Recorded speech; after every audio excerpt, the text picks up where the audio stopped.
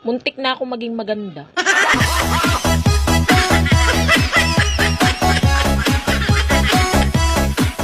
Lumabas din, totoo mong ugali. Anong lumabas? Nakasilip pa lang yan.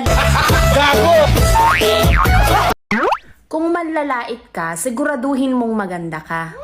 Hindi yung mukha kang expired na fishball.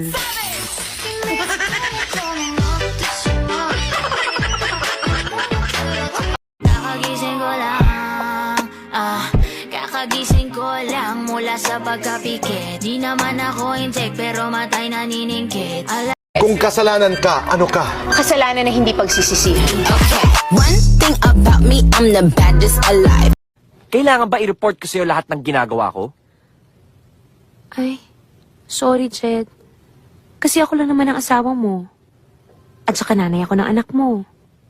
Sorry kung nagtatanong ako ng mga bagay-bagay sa buhay mo! Sabi nila, bago ka magmahal ng iba, mahalin mo muna yung sarili mo.